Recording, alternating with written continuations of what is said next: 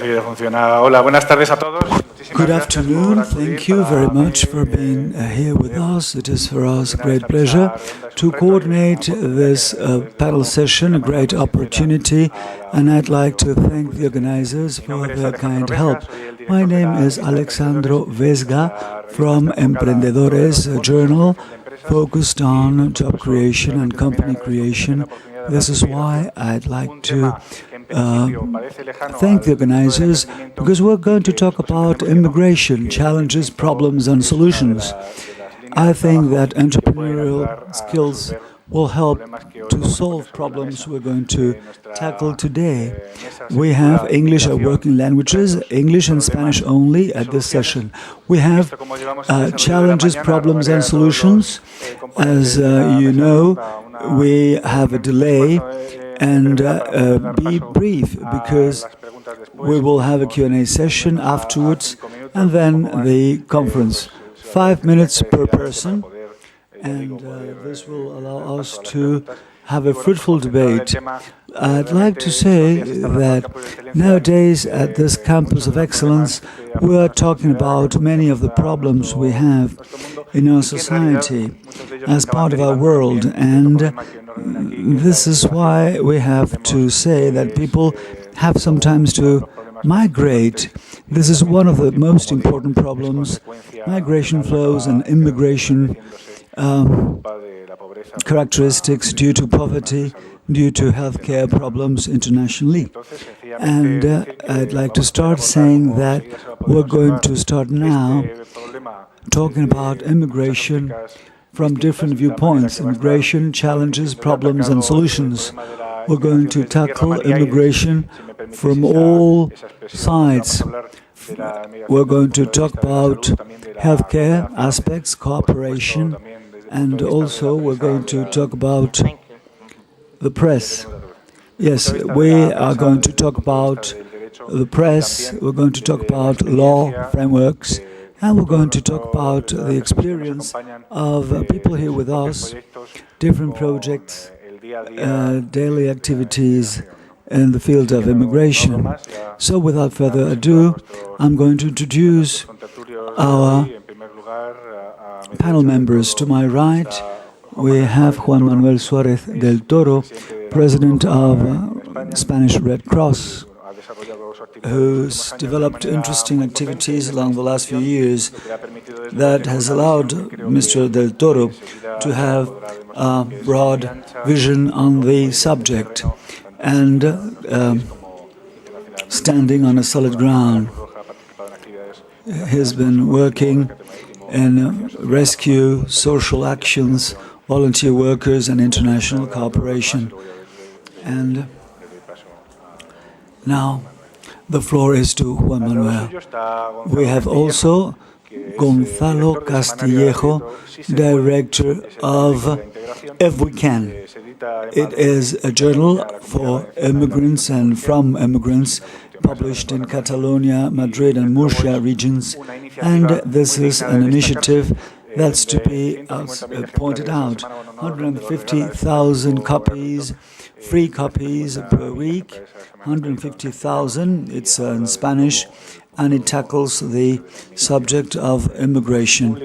The public, of course, the target public is mainly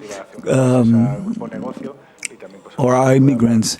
Now they're part of this negocio group, and he will talk about a driven force for development thanks to communication of ideas. We have Manuel Carballo, epidemiologist, co-founder of AIDS programs at the WHO, CEO at the International Center for Immigration and Health, full professor at Columbia University. Mr. Carballo is one of the best experts worldwide in the field of immigration and health.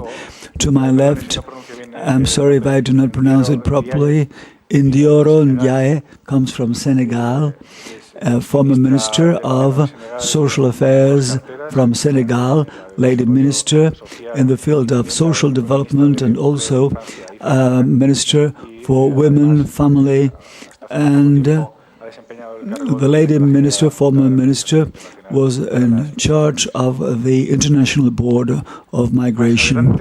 Then, last but not least, we have also Mr. José María Pérez, well known by all of us.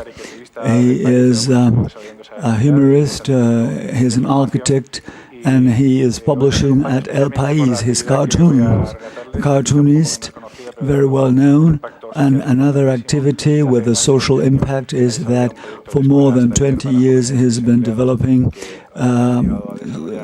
ongoing training for youngsters, helping 500,000 youngsters. He is working at 17 countries. You look at figures and, well, perhaps nowadays he'll be present in more than 17 countries because he's very active. Margarita Isabel Ramos Quintana, full professor of social security aspects at University of La Laguna. She's been publishing books in the field of immigration, and she is a great specialist and lecturer in the field of migration and rules and regulations, legal frameworks. I think this is fundamental for this forum when we talk about migration. We're all here, so without further ado, please, we start with the debate. Suárez del Toro, Mr. Juan Manuel Suárez del Toro. Good afternoon. It is very difficult to cope with this challenge, but we're going to do it. And what to do?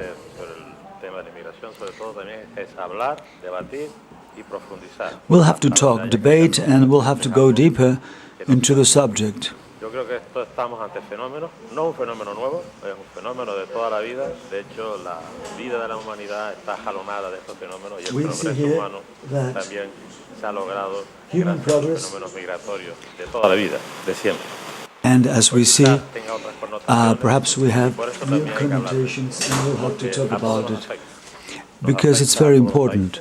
It's a concern for all of us because we're not going to talk about the developed countries, but we have also horizontal migration flows, and now it's worldwide.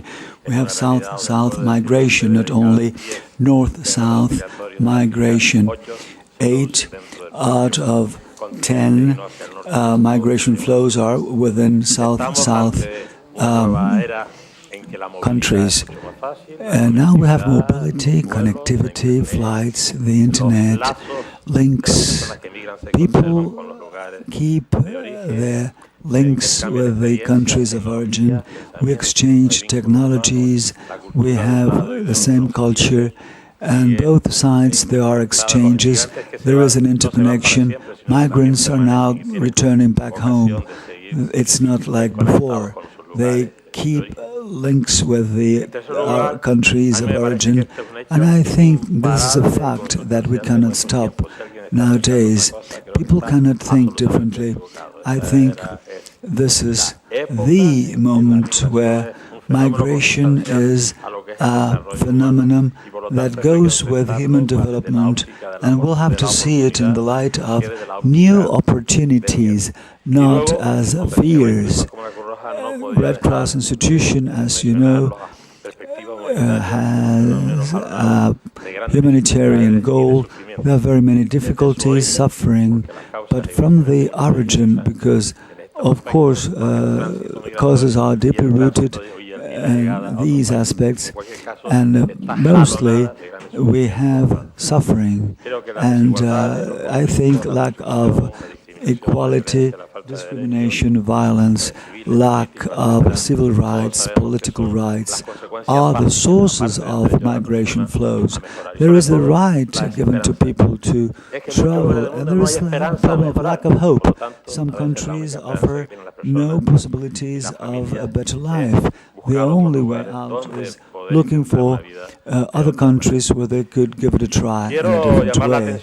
I'd like to attract your attention. Internationally speaking, I'd like to talk about civil rights and political rights, and the refugee as status is acknowledged internationally. But when we talk about social aspects and international aspects, we have a lack of protection, almost absolute lack of protection. And firstly, it is considered as a violation of human rights because, well, when people just travel in search of a better life, it's said that there is a lack of justice, and that's it. But in family links, there are families that are destructured, countries are been deprived from the most outstanding members of the society. We have trafficking of people, and there are people making money out of that, and there are interests at political level and at the media also. There is debate that's going to be fruitful. And I'm going to mention myths. The flows we observe within countries, migration within a country. Let's not forget that there are migration trends within different regions of a country. The concentration of migration flows from rural areas into urban areas. That's degrading the situation. It's very difficult to give support and infrastructure. Natural catastrophes have an impact on urban areas that are far beyond what was considered. And we have also intra-regional migration. On the other hand, we see that we are facing a social phenomenon that's very important. There are social transformations that are going to transform the world, and we will see the world map will change. Concepts as sovereignty, nation, state, globalization, multinational company will change. The meaning will change. That's a multi-ethnic society where we're going to live at in the future. Then I am going to summarize. We don't have time. I'd like to point out towards all migration aspects. We have the country of origin. People are suffering poverty where they live, and it's even worse when they have to travel, when there are no guarantees of help or of a decent journey, and destination countries are not always what people think. People without papers have no rights, and that is something about what we should have a debate. And I think that civil society should take part of a debate, take part at the debate. I think that we should make an effort, not only migrants, but also destination country societies should consider this as a merging of cultures and encounter multicultural aspects ought to be tackled. It is true that governments are responsible for protection, and will have to insist on that. Governments should guarantee rights for citizens at origin and destination countries. I think those are important aspects. When a person gets into a society, we should have the possibility of integration and a long-lasting effort to make them integrated into the society, full-fledged members of the society, where they want to be and where they are integrated into. NGOs, we're working in the field, and we have our part of cooperation there, our contribution, but obviously it is a very complex problem. This is a world problem, and that makes it necessary to tackle this as a joint problem, because that concerns a world society. Well, I don't want to be too long. Thank you for what you've said. We're going to be very brief. We do not have time. I thank you for this opportunity, and we have important items to debate with the public. The floor is to Gonzalo. Thank you very much. Good morning to you all. What you've said is exactly what I wanted to start from. When you were saying, Juan Manuel, that integration is fundamental and that we have to have mechanisms to make it feasible. Migrants should be part of a society, the destination country society, media also. Here I represent this newspaper, where we have migrants as our public, and I think media, we have an important responsibility in the integration of migrants.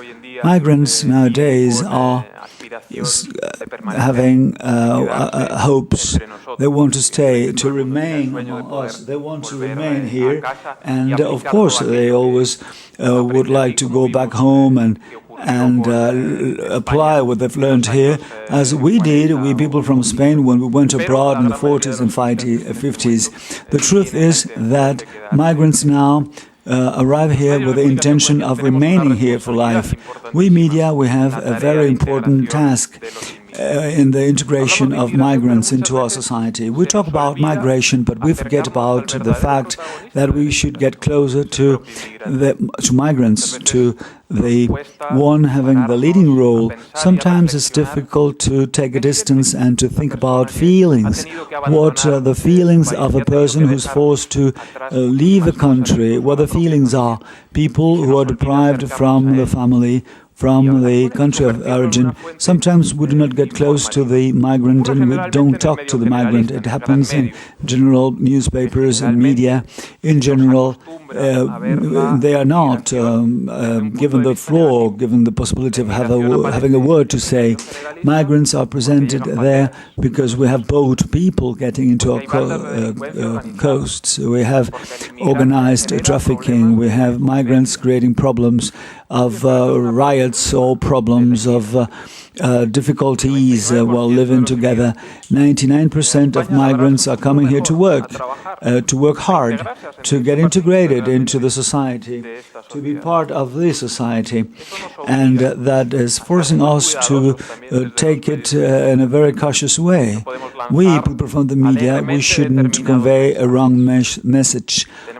Given messages, we'll have to use the proper terminology when we talk about migration. We see at the front page newspapers talking about lots of migrants when there is a small boat with 50 people, and how many planes are also, for instance, carrying lots of migrants every day. Are we talking about lots of migrants, waves, or what happens with migrants when they arrive here? What about their feelings? Let's talk to them. That's one of our tasks. We, specialized press, we give them the word to say. For the first time, they have the possibility of stating clearly what are they doing here, what their feelings are, what their needs are, what their expectations are. If we don't get along, if we don't know each other, it will be very difficult to foster a proper integration. Unfortunately, many times there is a toxic political message. Using migrants and migration flows as a factor that's manipulated in different ways. For instance, lately the message was conveyed from the government, from politicians, saying that migration was a great opportunity. But now that we are at a crisis, it seems that migrants are too many and not necessary anymore. So I don't want to elaborate on that, but I think that media, also, we have our responsibility in the domain of integration, and that we should take this challenge into consideration. Thank you. The floor is to Manuel Carballo. Thank you. I think that it's been clearly stated. How about important challenges? I think that first challenge is to disseminate information on migration but in a scientifically correct way. Now we are at a moment of hatred, of xenophobia, and in Switzerland a week ago, at the parliament, 60% of those who voted were against the construction of towers and minarets at their mosques. And that is a demonstration against Islam, or it was a fear against migration. I think it is fear that is expressed throughout political statement. There are lacks of ethics in what's written by people of the press, from the press, and they target a public that is misinformed. How about the real story? How about real migration? Migration, the most important migration that was known, was the migration from Europe into America, into Australia and Africa. 65 million people did migrate. Second big migration flow, migration from Portuguese and Spanish citizens, Italian and Portuguese people into northern countries. Those migration flows did save Europe. Those were solutions in the case of hunger, in the case of poverty, in the case of a population at the time. And those were solutions that historically were extremely positive.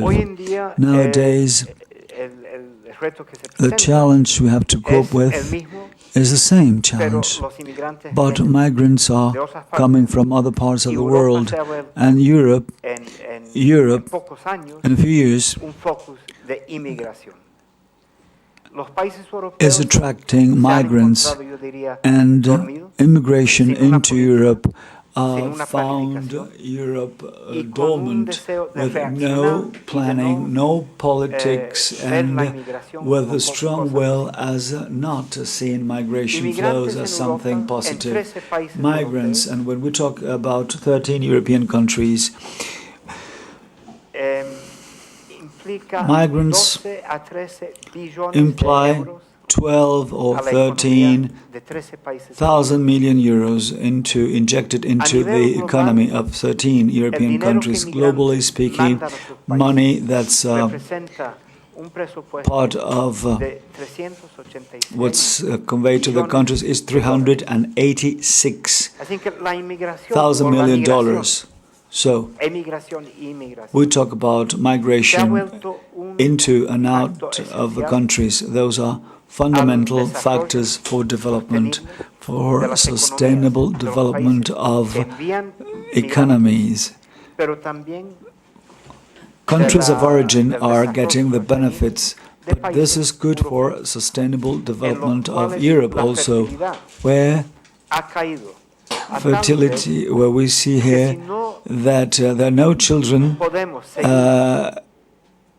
If we cannot or could not attract migrants, we would become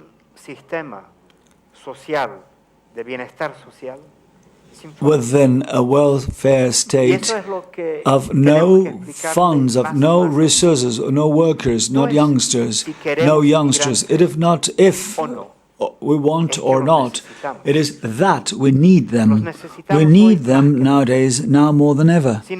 Nevertheless, at the same time, we have policies. Policies, for instance, that started back in the 50s and 60s, focused on Spanish and Portuguese citizens, saying that, or stating that the labor force that was required in Switzerland, France, those were skilled male workers, and there were policies that were prohibiting immigration of families. And this is why, for the first time in the world, there was an abnormal demographic flow, abnormal flow of hundreds of thousands of men without families, single migrants, and the policies are still here, and we're doing the same thing they did at the northern part of Europe. Italy, France, Greece are countries doing the same now regarding migrants from Asia, Latin America, or northern African countries. And there is an epidemiological profile that is new nowadays that we do not know. And this is an epidemiological profile, but without no doubts, that's presenting problems, healthcare problems, very old, very ugly situations. And this is why, for us, a solution that should be tackled, solution should be stopping those old policies that take into consideration migrants are needed. We should take into consideration human rights, but we have to acknowledge healthcare problems. If we do not take into consideration healthcare problems in the case of migration, we will create an epidemiological situation that will be so adverse, so negative in Europe, for Europe, as well that in other countries, that this won't be easy to solve. If nowadays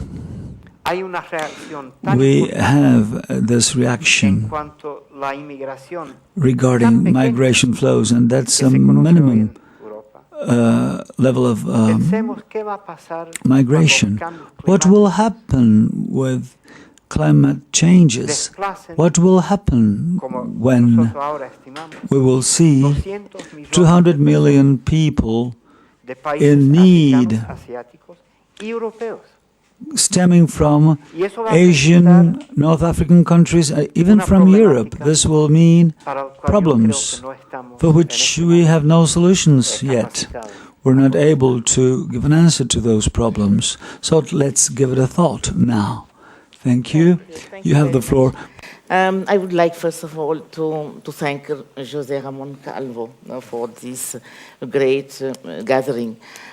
Each time I appreciate, I have the opportunity to come here. I appreciate a lot this kind of exchange that we have. And one thing I regret, and still today I repeat the same, I'm just looking forward that we put the proceeding of this gathering and the outcome of this meeting online to allow many people, many young people in developing countries to be aware about what came out here, what happened here, and how they can capitalize on what you say, all these eminence said here. Now, talking about our topic, I think that the topic itself conveys all the problem that migration poses to developing and developed countries. I'm sorry for my English. I am very bad speaking English, speaker in English. I am a Francophone and I think in French and I translate it afterwards. So I will try to be more clear than I can in English. The challenges of migration. How can we avoid migration nowadays? How one person can think that migration can be avoided in the world that we are living? Migration itself have in itself some challenges. That is, the first is the one to be managed correctly. How to manage it correctly? And migration itself comports some expectative or perspective, because yesterday you listened to Dan Millan, who said that the journey itself, we have to enjoy the journey, and the journey itself is more important than the destination. I think it is also right on migration. And each step of the journey of migration is something that is significant for the migrant itself, for its country of origin, and its country of destination. How to extract from these three steps the most beneficial things for the migrants, his country of origin and his country of destination, is the point that we are talking now about. The solutions that can derive from those expectations can be for 2 or 3, and I will come back to that. Now, about the challenges, talking about Africa, my first challenge will be that migration is a phenomenon that need to be organized, to be managed in a proper way, in such a way that the outcome of this process can be beneficial to the country of origin, to the migrant itself and his country of destination. But what we see is, on a structural point of view, we have an issue of coherence. And this is shared by the country of origin as well as the country of destination. If you look at one country in the north, I know, France, the coherence of the policy on migration is something that we can talk about. And I think that the difference of importance on migration issues between the Ministry of Home Affairs, the Ministry of Foreign Affairs, the Ministry of Development, or whatever name they give it, is so chaotic and so difficult to coordinate, that this country, this government, have a difficulty to voice in an harmonious way and what are its vision and what are its objectives on migration issues. It is the same in the south, if not worse. In my own country, doing the distributions of pertinence, of competences, or of the distribution of power between my Ministry of Interior, the Ministry of Affaires étrangères, or the Ministry of Diaspora Senegalese abroad, is something of a daily work and very difficult. So the first challenge is how to build coherence in those government and the policy level. The second, which is also structural, is that I am not so sure that my country, as a country of origin, has the same meaning than the country of destination of its own migrants. What I mean is, in the cooperation between my country and those countries that receive Senegalese migrants, I am not so sure that they have the same objective, they have the same meaning of how to take stock of those mobility of population and how to take benefit of those mobility of population. And it is something that I have noticed during 10 years that I was working in IOM, and this is a problem that I would like to put on the table. On a programmatic level, at the programmatic level, also some challenges raised. Look at how all these developing countries are trying to reach the Millennium Development Goals. The MDGs, none of the 8 MDGs have specifically pencil migration within the framework. But if you look at each of the 8 Millennium Development Goals, you can plug migration and strengthen what you want to achieve, and also increase the rhythm of reaching those Millennium Development Goals when you add migration positive added value in the system. And one example, the health system. Within the PRSPs are these documents, strategic documents to reduce poverty, that we have to allow any government to reach 1 or 2 or many Millennium Development Goals.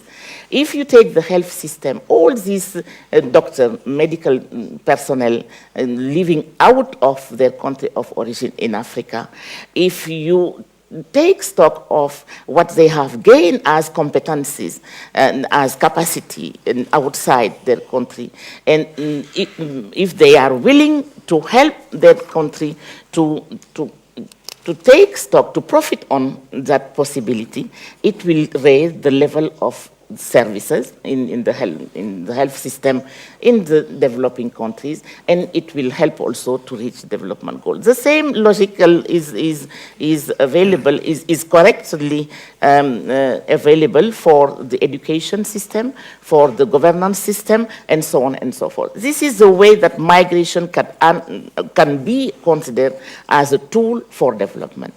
The last one is about the universities, about knowledge on migration. I said that our first challenges was, our second challenges were how to understand, to have the same meaning of migration management between the North and the South.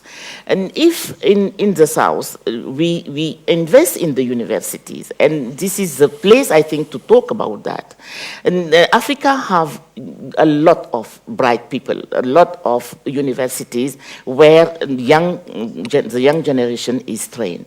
But if you look at the programs in Anglophone as well as Francophone countries, you cannot see any proper program of training on migration issues. It can be a segment of the issue of population, the issue of statistic, of data, which is important, of course, because figures, they tell the truth, the stories. But in none of them you have a complete set of the multisectoriality of migration management. So if we invest on training in the universities and we create some courses of migration management, I think it will help African countries to produce three kinds of experts. One, one group that can work with the governments, because most of the ministries, most of the ministries that negotiate cooperation agreement on migration issues, or who are at the lead of any decision in our countries, are not aware about what is migration management. So they negotiate without knowing the right things. They negotiate without having the right background or having the right data that have to help them to take the right decision. So the first group of people should be some expert that can advise the governments when they are going out or within their country, if they can accept or not accept some proposal on migration cooperation. And the second one can be a group of African experts that help the civil society to know what are the challenges of migration. All this this geographical zone of high potential migration have to be trained, have to be educated, have to know what are the risks, the right, but also the duty of any migrant. And the third leg, the third group of experts could enter the international community. I mean, in the international organization, you have very, very few Africans at the policy level, at the decision level. You have many, of course, experts, young experts, trying to be the most operational that they can. But most of the decision makers in the international organization have no African that can decide by knowledge. This is some solutions we can derive from these facts and figures, and I am available to answer any questions. Thank you. Thank you. Thank you, and your English is perfect. It's beautiful. Thank you for your kind invitation, and we are here in order to learn. Regarding migration, I've migrated from my village into the city, and I'm not boat people, but I took transportation to get into the city. We are migrants in order to have better expectations for the future, having what we do not have at the village of origin. But the problem is that regions where we come from are been deprived from the population, and that's good for those getting like a blood transfusion, because it's a transfusion of migrants who are young and qualified. Or if you want to stop disasters of family destructuring, suffering, problems of reintegration, it would be necessary to develop the site of origin. So when we talk about global policies in the field of migration, we'll have to, at all levels, we'll have to stop or underdevelopment and to produce development. That is easy to say, but it is very difficult to achieve. There are global measures that could help us to avoid those flows. For instance, taxes. We know that custom taxes, Western countries are controlling prices.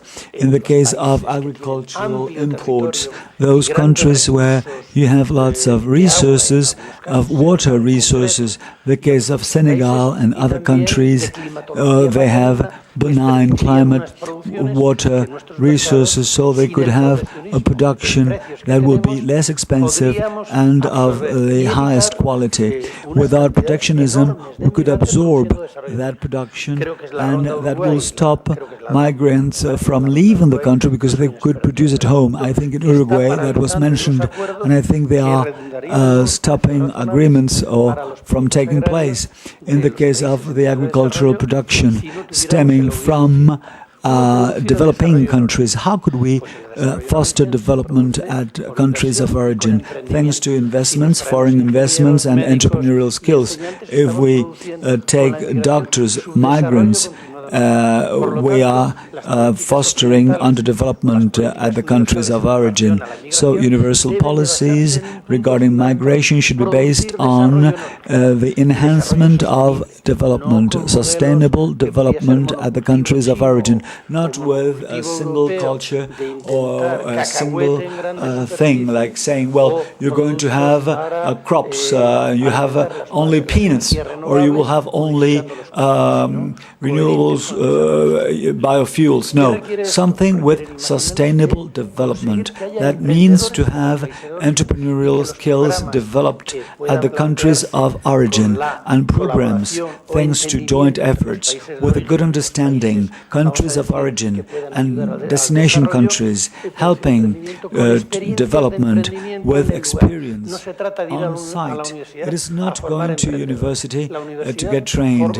You have technicians, you learn, but that entrepreneurial capacity stems from the society, from social programs and from social fabrics. So those have to be based on innovation and entrepreneurial skills. And now let's talk about another thing. What happens with our societies when, for instance, we have a second generation? We have a generation, yes, thank you. When you have, for instance, the second generation, children do not belong to the country of origin, and they are not yet admitted into the society, for instance, like in France. We have peripheral networks, peripheral neighborhoods where those youngsters have no roots. We should offer the roots of a destination country without losing the roots of origin. We should keep the essence. We should keep the essence, but we should take and acquire good characteristics from destination countries.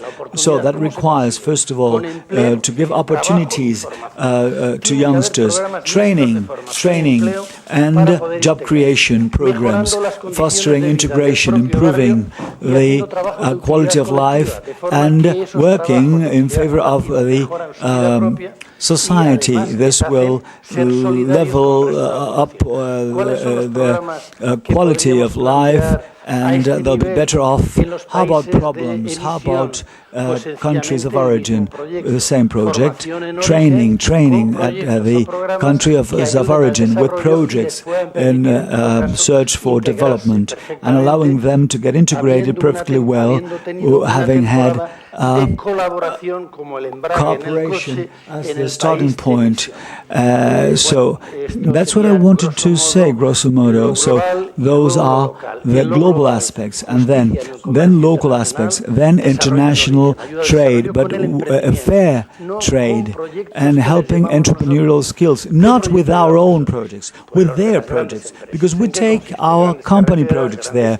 We have infrastructure, we have, for instance, dams, university, air conditioning, buildings, with everything we have. We are just transplanting our model there. No, we have to think about them. We have to think about Latin America. We'll have to think about them, the way they are, the conditions they have, materials they have, and what their needs are, not our needs. Same thing in Africa. Our proposals should be adapted to them, not giving key-in-hand projects, but saying, let's have a joint program to construct a university that will foster development and that will trigger origin country, the development of the countries of origin, I mean. So that means that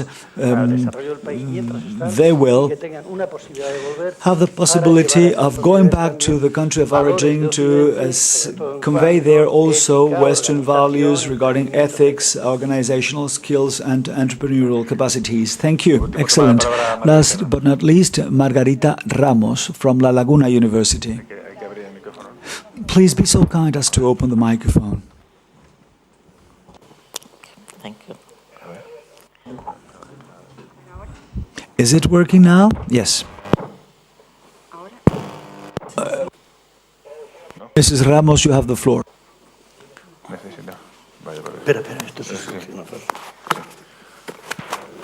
Ahora compartimos el... Perfecto. Sí, desde luego. Desde luego. Estás en ese papel que te sales, ¿eh? También hay que decirlo. ¿Ahora sí? Ahora sí, perfecto. Buenos días.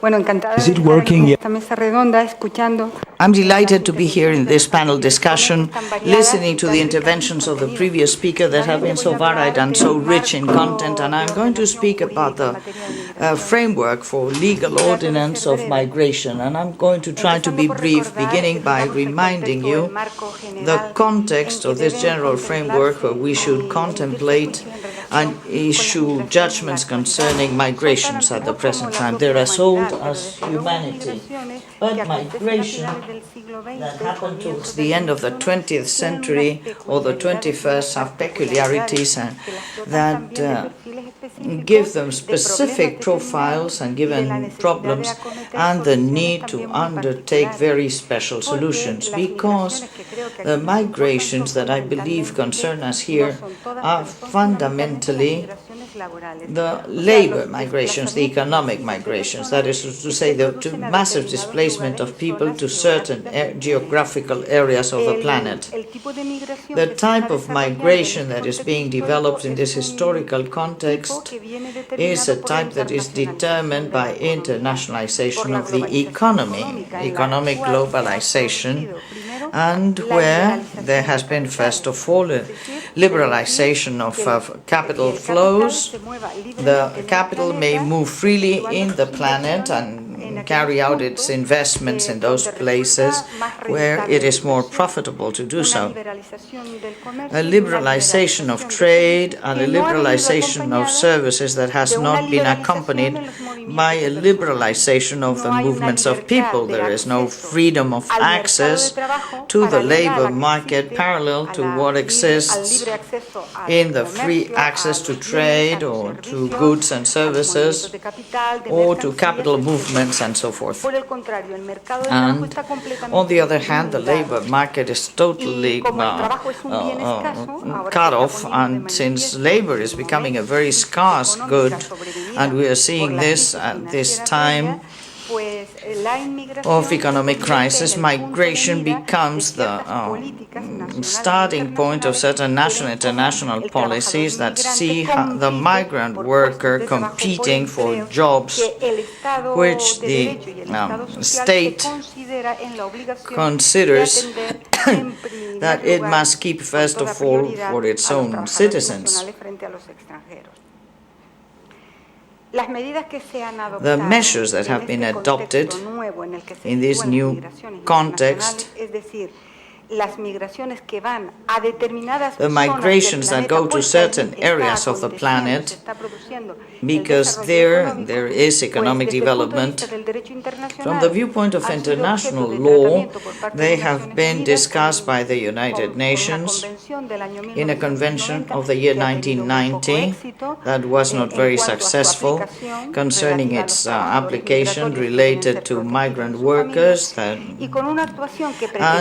with an action that pretended to be more powerful on the part of the ILO, that has two conventions, 97, ratified by a high number of states, but which gives very little protection to the legal status of migrant workers. And another one, 143, a later one, that advances as far as equal labor conditions and access to employment and training policies for migrant workers, but which has not been ratified by the receiving states, those that receive immigrant labor. And right now, the ILO tries to undertake what are called soft measures, not international conventions, because we don't manage to have the receiving states ratify them.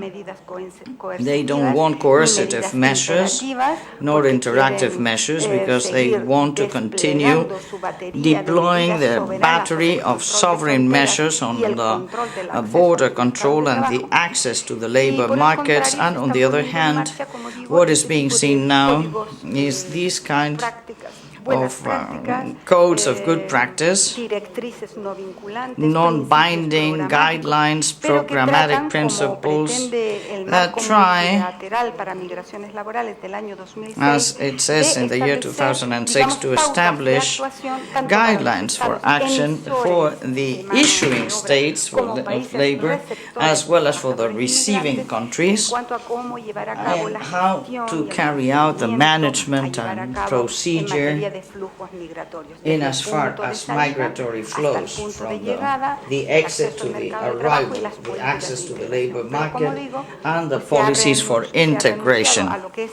So there are not binding legal elements for the receiving states for the point of destination, and what has been offered is this soft alternative, which is less efficient, of introducing codes of good practice.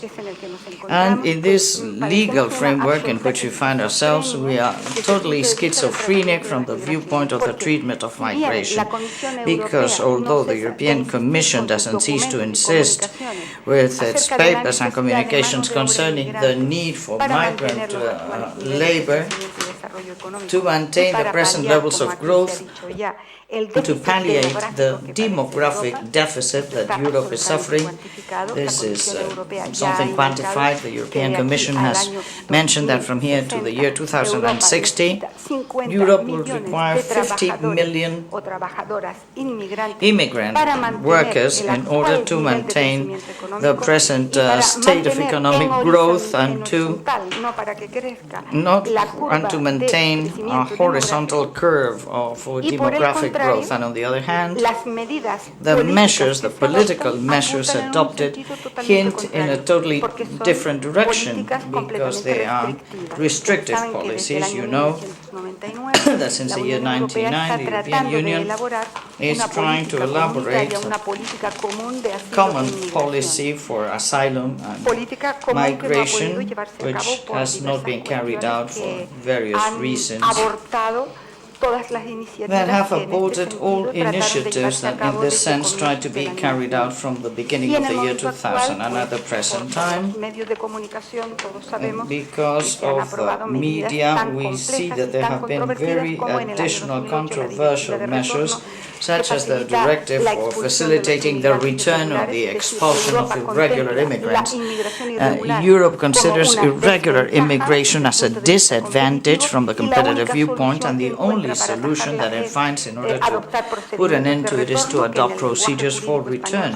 which in legal language are expulsion procedures. But afterwards, in the year 2009, the directive for highly qualified workers was adopted, a highly polemic directive where Spain played a very important role, a critical role, because it shows clearly this schizophrenia or profound contradiction of the European policy that denies the more obvious reality, that is to say, the need to incorporate immigrant workers, and on the other hand, it selects among the migrant population those that are qualified and who are trained by the countries of origin, but which Europe requires at the time when they already have their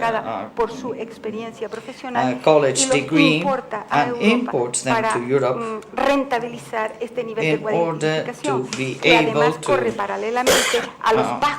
run parallel to the low levels of qualification of the European college graduates. And I would like to say that the countries of origin find themselves in an adequate time in order to negotiate, because Europe needs this qualified labor, or always temporary, and the issuing countries are in an excellent condition to negotiate this expert of qualified labor in exchange for cooperation policies. And finally, what has been reinforced also has been the system of sanctions, because now there's a new directive that has just been transposed in our last reform, where sanctions are given to the foreigner, to the entrepreneurs that contract people who are irregular workers, and also those who, well, the law, when it transposes the directive, has not introduced this. The government has there been a little bit more flexible than the European directive, and has not incorporated domestic help.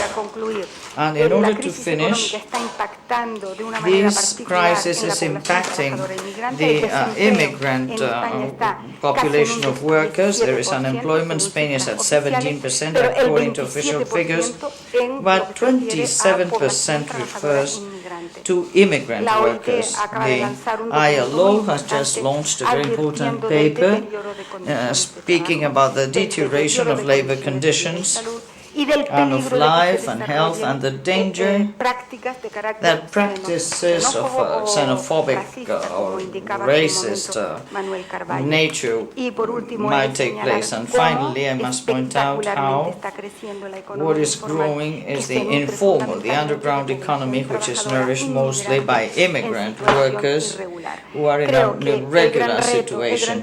I believe that the great challenge that Europe has right now is how to solve the problem of the situation of the illegal immigrants, and this may not be solved unilaterally only by Europe. There should be a coordination with other countries to try to require from the developed countries a minimum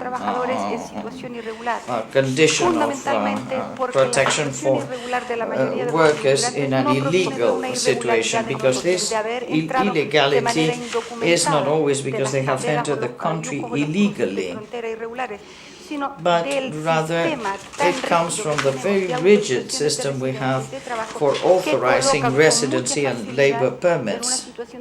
And this places them frequently in a situation of irregularity. And once they fall into this situation of irregularity, there are very few administrative instruments that allow for recovering that worker for a regular situation. So this is the framework within which I believe that we should unchain this international action with bilateral agreements, but particularly multilateral, that might allow to establish the basis for the policies to be followed in migratory policy among the advanced countries that require labor, and those that issue migratory flows, which are those that are the ones that have these workforce which is vital for our countries. I have to thank all members of the panel for being so brief and for the number of keys that they have contributed.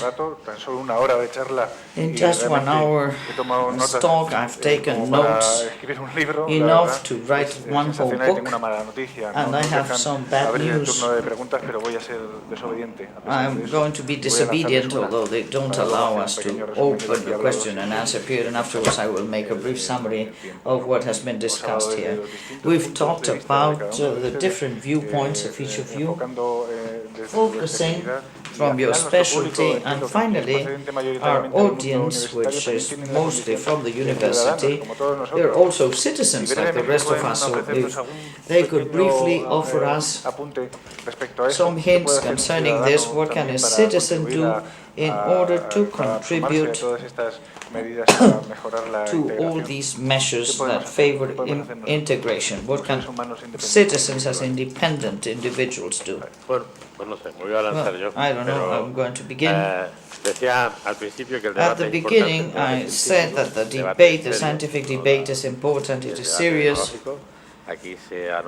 And here, co-development has been mentioned, the profound causes for migration at the absence of development in their own countries. We may collaborate so that international cooperation will improve. We may put ourselves in the shoes of the people who migrate to try to see their feelings. These are human beings above everything else, and they have their own projects, and we have to facilitate that they will be integrated as individuals within our society. We have to make other people aware of this. Employment is something fundamental. It is the main factor of integration. And in this case, as well as in many others, in such a way that society at an individual level as well as a society has many things to do and many things that we can share with others. Well, we have to consider this phenomenon in a very natural way. Migrations have existed since the beginning of mankind, and no matter how many walls that we wish to raise at the borders, nothing is going to stop the intentions of a person to improve. So therefore, we all have to see this phenomenon as something that pertains to all of us. So we are going, perhaps at some time in our lives, to see ourselves in the situation of having to abandon our country. Let us place ourselves in this situation. So we should treat them like human beings, and unfortunately the political sensibility is very remote from this. The only thing they think is on how to prevent more people from coming.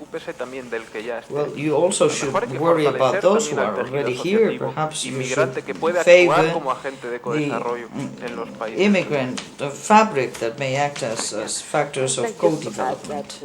Many of the integration policy in Europe or in the developed world fail because they did not take into account in the process of integration the value, the natural value that migrants brought with them when they come.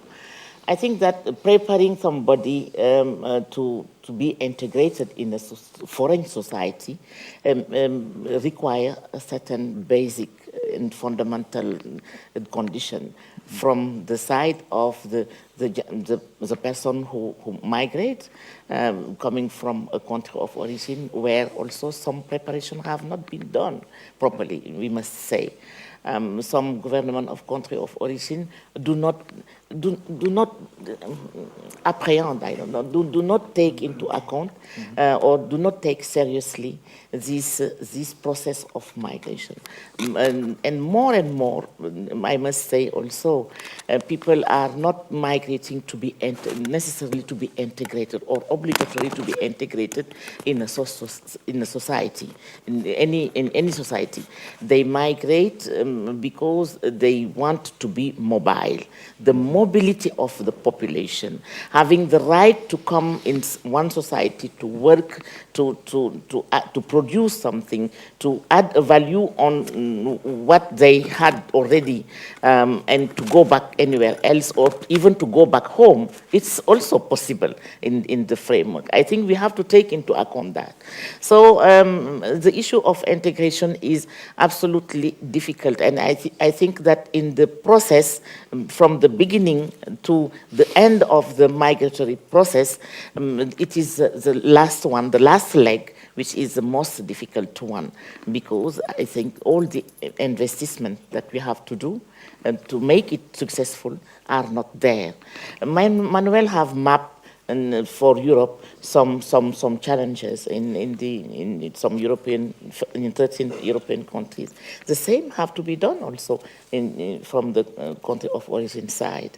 If we want to talk the same languages, and one of these challenges, we are not talking the same languages. We are not talking about the same thing. And so this is also something to take into account. Thank you. Bueno, yo también.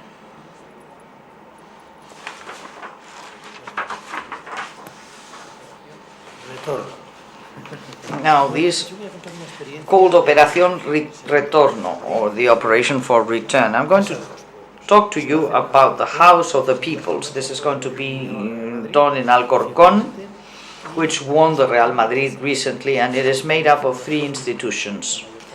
A foundation where we find Mayor Zaragoza, an association of artists, fundamentally theater players, and this is going to be a large space in the city of Alcorcón, a square, a place of encounter, with areas for training, culture, and the way of doing this will be, well, first of all, is the idea. Before we had the House of Extremadura, that of the Canary Islands in America, the House of the Asturias, and now we have no para evitar, porque this, cada uno puede montar su not to chiringuito, avoid pero the fact para that each may set up his own system, but since the problems in general of the immigrants, the Polish, Romanian, Moroccan, Senegalese or Latin American, is practically the same, the problems they have,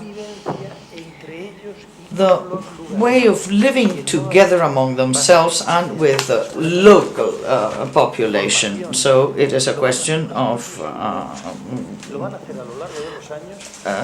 living together that the immigrants themselves should do. And in the course of this, they have to replace adobe, which is or mud huts with we ask them to bring earth from their countries, and they're going to mix the earth with the people in order to make this mud of the peoples, which is what we are made of, in such a way that this will be a practical and poetical way of doing things, and with a great deal of meaning. It will be a mosaic of peoples, because we are all a mosaic, and we will have threads that from the workshops of the immigrants. So I'm participating in the project, obviously, and we want this to be a way of doing things in a participative, democratic way. I believe that these practices, seen by all the population, that they will see that there is solidary work done in common by people from various countries. What they are weaving here is solidarity, where learning and living together and the contribution will enrich the others.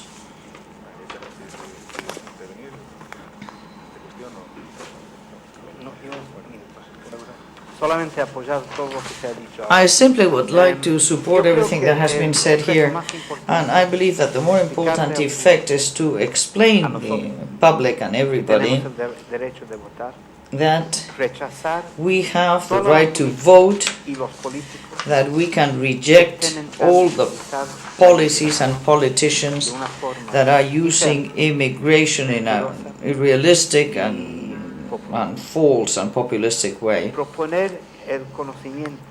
And unfortunately, the poor countries are now trying to subsidize the wealthy countries, and this must be acknowledged. In the year 2006, 90% of all doctors who graduated in Ghana were recruited by the United Kingdom for a period of 12 months.